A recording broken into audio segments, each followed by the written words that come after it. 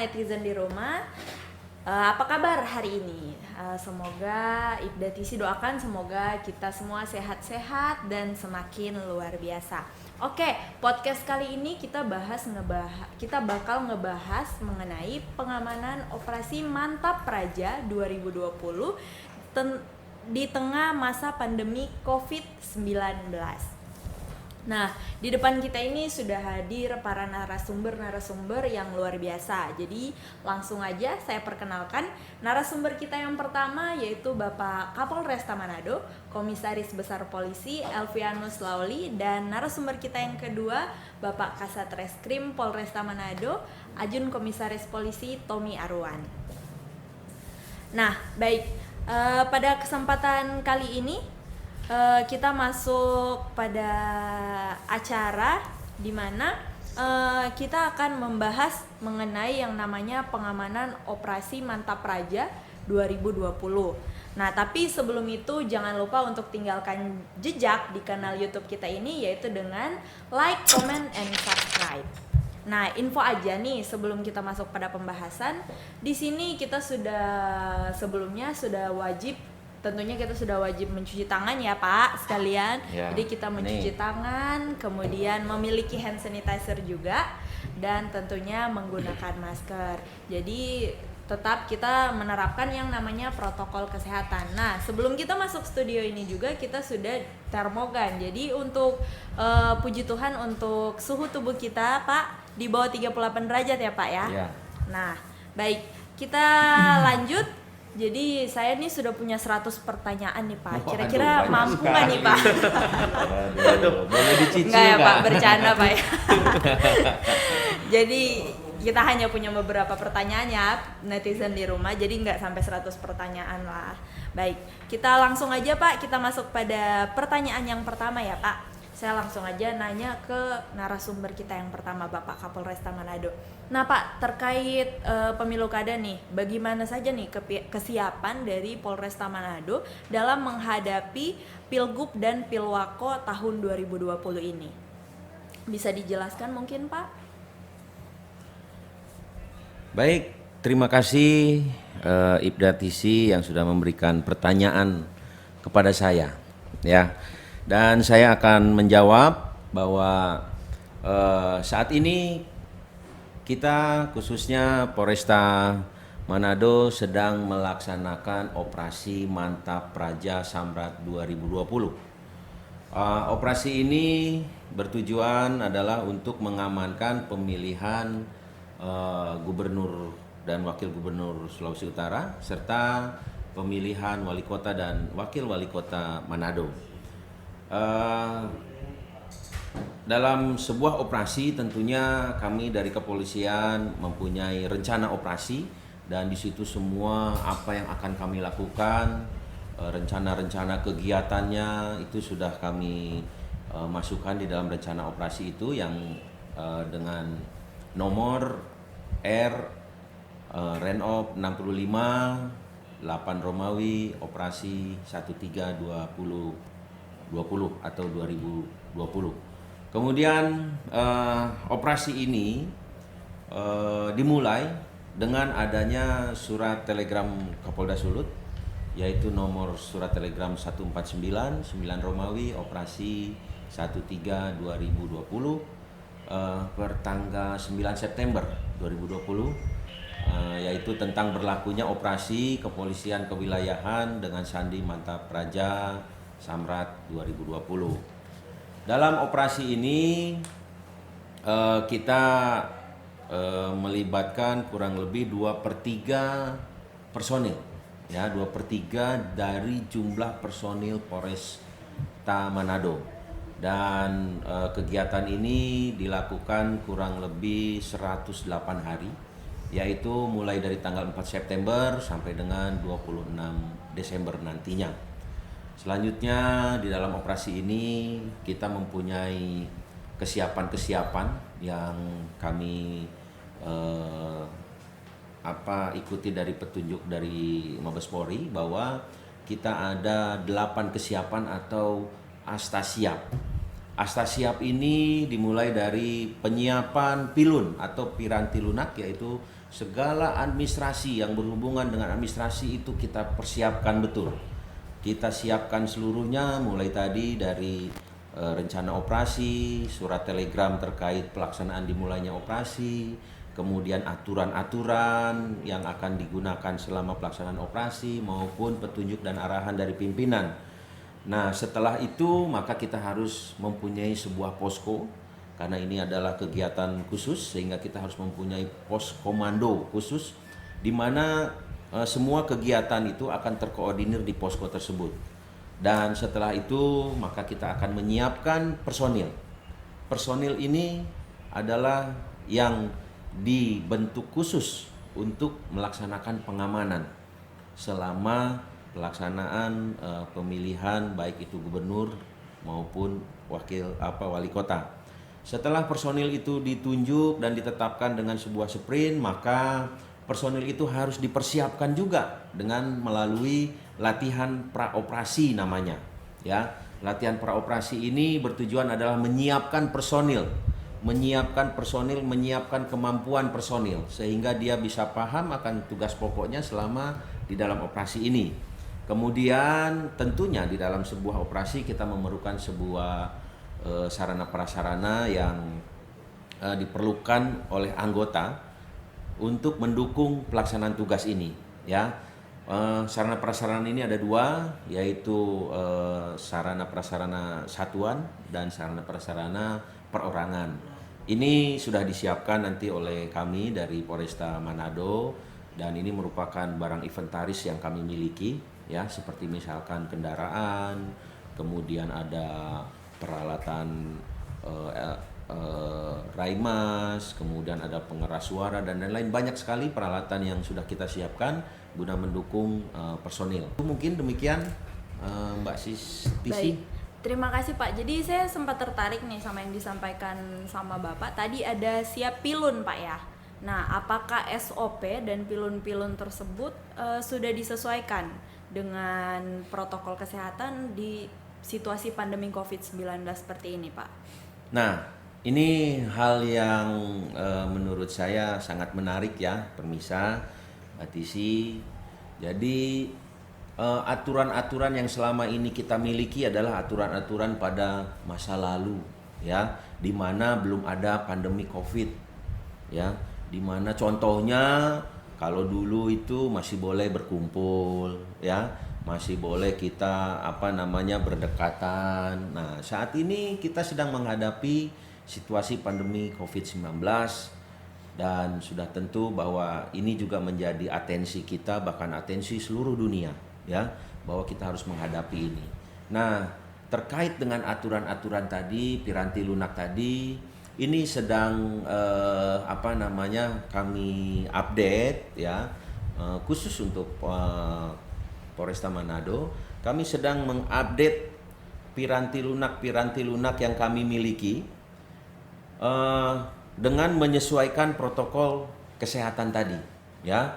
Sebagai contoh, misalkan pada saat kami harus melakukan latihan praoperasi, mungkin kita kemarin banyak melakukan latihan praoperasinya di lapangan dengan mengumpulkan banyak massa, mengumpulkan banyak anggota. Nah, saat ini kita mengurangi pertemuan itu dengan melakukan pertemuan-pertemuan secara virtual, ya, menggunakan teknologi yang ada. Nah, ini juga menjadi sebuah bahan pemikiran kami, bahkan mungkin pemikiran daripada level pimpinan bahwa piranti lunak yang ada, yang terdahulu yang ada ini perlu kita update, ya, perlu kita kembangkan atau perlu kita sesuaikan dengan situasi pandemi COVID-19. Namun demikian, secara umum kami dari Polresta Manado sudah banyak membuat SOP perubahan atau SOP yang disesuaikan dengan COVID-19. Begitu, Visi. Oh, baik Pak. Jadi kalau dari yang Bapak omongkan tadi, apakah ada perbedaan Pak tugas yang diemban anggota pada masa pandemi COVID-19 ini dengan tahun-tahun sebelumnya, Pak? Ya, jadi salah satu yang menjadi perbedaan yang sangat signifikan. Jadi kalau dulu kita banyak melakukan pelibatan atau pengumpulan anggota Polri dalam suatu daerah, ya, dalam suatu tempat pengamanan. Nah, untuk saat ini kita akan optimalkan penggunaan alat-alat, ya. Kita akan gunakan penggunaan alat-alat. Misalkan seperti kita akan membuat banyak barikade, ya. Kita akan membuat barikade. Kalau dulu barikadenya manusia, itu anggota Polri. Sekarang kita membuat barikadenya menggunakan alat, mungkin seperti misalkan barikade kawat berduri, barier, itu akan kita pasang di beberapa tempat. Dan misalkan kita menggunakan juga tenaga hewan K9 yang kita miliki, ya. Jadi dengan harapan apabila ada yang ingin mengganggu, K9 itu kita majukan, ya. Kemudian juga mungkin kita akan lebih banyak menggunakan gas air mata kalau memang itu harus dilakukan, sehingga tidak terjadi pertemuan antara anggota dan pelaku atau perusuh yang ingin mengacaukan kegiatan pesta demokrasi ini. Nah Pak, saya punya pertanyaan selanjutnya nih. Apakah tahapan pilkada ini di masa pandemi COVID-19 ini wajib menerapkan protokol kesehatan? Nah, seperti yang tadi sudah saya tanya ke Bapak Kapolresta, misalnya nih Pak, di lapangan didapati masyarakat tidak menggunakan masker ataupun suhu tubuhnya di atas 38 derajat. Apakah itu mempengaruhi Pak untuk hak suara dari masyarakat tersebut? Gimana dari Pak Kasat Reskrim sendiri? Baik, jadi memang situasi kondisi pandemi COVID-19 ini memang memacu kita untuk merubah segala sesuatunya terkait dengan protokol-protokol atau SOP-SOP dalam pelaksanaan tahapan-tahapan pilkada. Ya tentunya ini sudah direspon cepat dari KPU dengan menerbitkan peraturan KPU nomor 6 tahun 2020 tentang pelaksanaan pemilihan gubernur, wakil gubernur, bupati, wakil bupati, wali kota, wakil wali kota dalam situasi bencana non alam yaitu pandemi COVID-19. Nah, dalam peraturan KPU ini yang sangat ditegaskan adalah bahwa setiap pelaksanaan daripada tahapan pilkada, baik itu yang dilaksanakan oleh penyelenggara dalam hal ini KPU, Bawaslu selaku pengawas, TNI Polri selaku pengaman maupun masyarakat selaku peserta pemilu itu wajib hukumnya untuk mematuhi protokol kesehatan. Nah, terkait tadi yang disampaikan oleh Ibda Tisi, misalnya di lapangan dalam tahapan-tahapan ini ditemukan baik itu mungkin peserta pemilu dari parpol maupun masyarakat yang tidak mematuhi protokol kesehatan, misalnya tidak memakai masker, itu dari pihak pengawas maupun dari pengaman TNI Polri itu wajib pertama harus langsung menegur. Yang kedua, setelah ditegur ya tentunya dia harus segera melaksanakan protokolnya, yaitu yang tadi nggak pakai masker harus menggunakan masker. Ya, nah jika dia nggak bawa masker ya dia harus kembali. Nah, mudah-mudahan petugas-petugas juga udah ada punya cadangan lah masker di. Nah, itu perlu itu. Yang harus disiapkan gitu. Harus ada cadangan masker ya dari panitianya ya. Ya, utamanya pada saat nanti pemilihan. Masyarakat ini kan hak pilihnya ini sangat berharga. Satu suara itu nggak boleh kita hilangkan gitu. Jadi nanti mungkin ini jadi masukan dalam kepada KPU selaku penyelenggara, karena di peraturan KPU itu nggak diatur teknisnya bahwa bagaimana masyarakat nggak bawa masker apakah dia harus kembali ke rumah dulu. Nah, mudah-mudahan secara teknis nanti KPU atau penyelenggara KPS-nya menyiapkan cadangan gitu. Nah, pertanyaan yang tadi kedua itu bagaimana jika ditemukan pada saat misalnya screening suhu tubuhnya melebihi 38 derajat Celcius. Nah, yang paling kita tekankan apa yang statement Bapak Kapolresta tadi, bahwa jangan pandemi Covid ini sampai menghilangkan hak suara daripada masyarakat. Nah, bagaimana cara mengatasinya? Itu tadi, jikalau peraturan KPU-nya sudah dilaksanakan bahwa semua tahapan itu sesuai dengan protokol kesehatan, tentunya kita nggak perlu khawatir lagi bahwa jikalau suhu tubuhnya di atas 38 derajat, masyarakat tersebut tetap memiliki hak untuk melakukan pencoblosan, tentunya dengan tadi physical distancing sudah dijaga, tidak akan terjadi penularan daripada COVID-19 ini. Dia juga pakai masker dan masyarakat diwajibkan dua untuk pemilih ya, dia wajib pakai masker, yang kedua dia wajib pakai sarung tangan, handscoon. Nah itu kewajiban. Wajib Pak ya. Nah, jadi jika itu sudah dilaksanakan, tentunya tidak perlu ada lagi kekhawatiran-kekhawatiran yang lain. Nah, sedangkan petugas KPU sendiri pun melakukan penyemprotan secara berkala terhadap situasi di dalam TPS itu. Misalnya tempat pencoblosannya dia harus semprot dengan disinfektan seperti itu. Jadi Pak Kasat, berarti sarung tangannya harus bawa masing-masing atau disiapkan nih? nah, begitu Bapak. Itu tadi juga mungkin jadi perhatian daripada petugas Iya. KPU bahwa di peraturan KPU ini belum dijelaskan secara teknis. Cuma memang cuma diwajibkan masyarakat membawa masker dan pakai Menggunakan handscoon. handscoon Sarung yang tangan. sekali pakai. Baik. Nah, mudah-mudahan masyarakat dengan sosialisasi tidak membuat masyarakat kagok, dan dari rumah masyarakat udah Sudah tahu. menyiapkan ya, Pak, ya. Intinya sih sosialisasi Bapak sehingga masyarakat langsung tahu dari rumah, karena nanti kalau disiapkan semua tentunya anggaran dari KPU juga pasti terbatas. Betul, betul. Nah, begitu Pak. Baik, terima kasih banyak Pak. Jadi untuk Pak Kasat Reskrim saya punya pertanyaan terakhir nih Pak.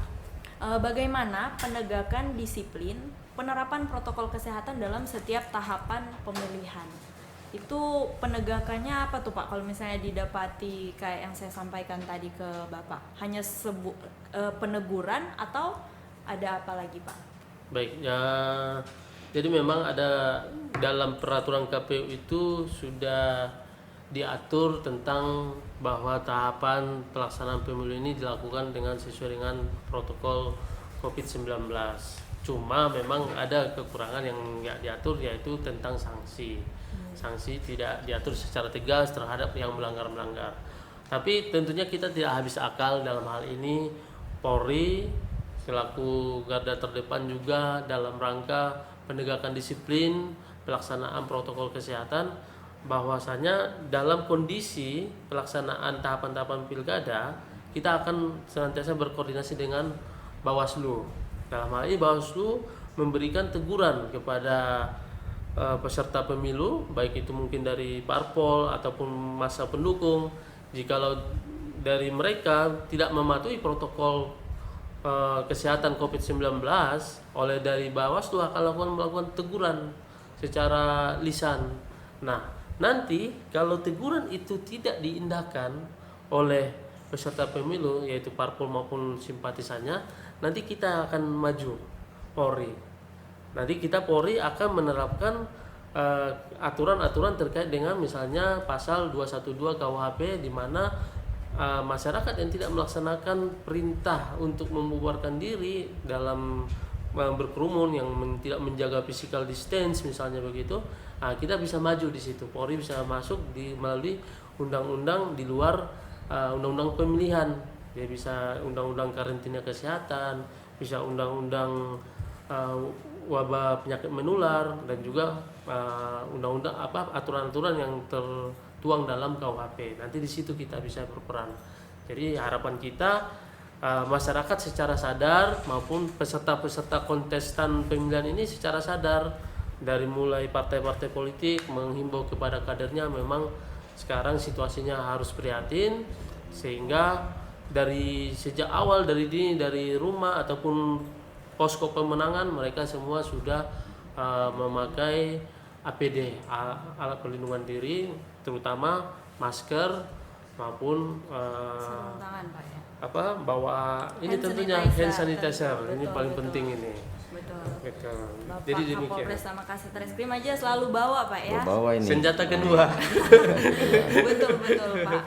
Jadi ini jadi contoh nih buat para netizen di rumah. Nah, narasumber aja nih kemana-mana bawa yang namanya hand sanitizer, selalu Bukan cuma menggunakan bawa masker, pistol ya, lagi. Pak. Ya, betul Pak ya. Jadi nggak cuma bawa pistol Pak ya, polisi. Pakai masker, jangan lupa masker. Betul. Baik, terima kasih banyak narasumber kita yang luar Ya. biasa pada siang hari ini. Sebelum ini usai, saya mau minta closing statement dari Bapak Kapolres terlebih dahulu. Silakan Pak. Ya, sebagai closing statement saya mengajak kita, mari kita berpesta demokrasi dengan cara yang damai, ya. Berbeda pilihan boleh, tetapi tetap kita bersaudara.